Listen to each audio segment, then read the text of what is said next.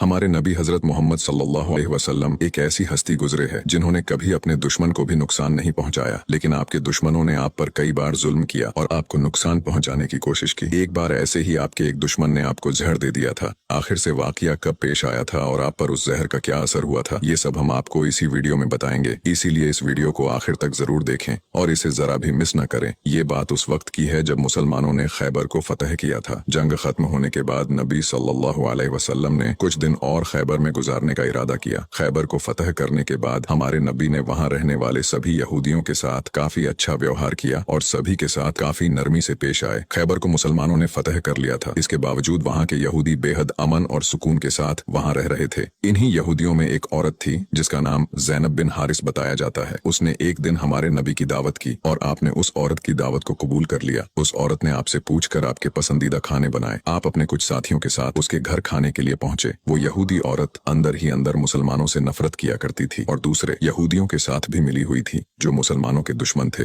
उस औरत ने खाने में पेश होने वाले बकरी के गोश्त में जहर मिला दिया था। जब जहर से भरे उस गोश्त को आपके सामने पेश किया गया और आपने खाने के लिए एक निवाला उठाया और अपने मुंह में रखा तो आप समझ गए कि इसमें जहर मिला हुआ है। आपने तुरंत अपने साथियों को खाना खाने से रोक दिया और कहा कि इसमें जहर मिला हुआ है, लेकिन अफसोस कि आपके कुछ साथी उस वक्त तक कुछ गोश्त खा चुके थे जिसकी वजह से उनकी शहादत हो गई। कहा जाता है कि जहर के बारे में हमारे नबी को उस जहर की बोटी ने ही खबरदार किया था। इस वाक़े के बाद उस औरत के साथ साथ उसके सभी साथियों से पूछताछ की गई तो उन्होंने न सिर्फ अपना गुनाह कबूल किया बल्कि ये भी कहा कि हमने आपके साथ ये इसलिए किया क्योंकि हम ये देखना चाहते थे कि आप अल्लाह के सच्चे नबी हैं या नहीं। अगर आप अल्लाह के सच्चे नबी हैं तो इस जहर का आप पर असर नहीं होगा और अगर आप अल्लाह के नबी नहीं हैं तो हमें आपसे छुटकारा मिलेगा। ये बात तो सब जानते हैं कि हमारे नबी ने कभी किसी से बदला नहीं लिया, जबकि आप पर कई बार बहुत जुल्म किया गया जिसके बारे में कोई सोच भी नहीं सकता। लेकिन जब उस जहर की वजह से आपके सहाबा की शहादत हुई थी तो कानून के मुताबिक उस औरत को भी कत्ल कर दिया गया। लेकिन कुछ रिवायतों में आता है कि उस औरत ने खुदकुशी कर ली थी। वही कुछ रिवायतों में कहा जाता है कि उस औरत को माफ कर दिया गया था। इस बारे में कई मुफस्सरीन अपनी अलग अलग राय रखते हैं। एक हदीस में हजरत आयशा फरमाती है कि जब नबी सल्लल्लाहु अलैहि वसल्लम की जिंदगी के आखिरी दिन चल रहे थे और आप बीमार रहा करते थे, उस समय आप कहा करते थे कि खैबर में जो मैंने जहर से मिले हुए गोश्त का टुकड़ा खाया था उसका दर्द मैं आज भी महसूस कर सकता हूँ। ये बात कई किताबों से साबित है कि उस जहर का असर हमारे नबी के आखिरी दिनों में देखा गया था और इसी जहर के असर ने आपकी वफात में एक अहम किरदार अदा दिया था।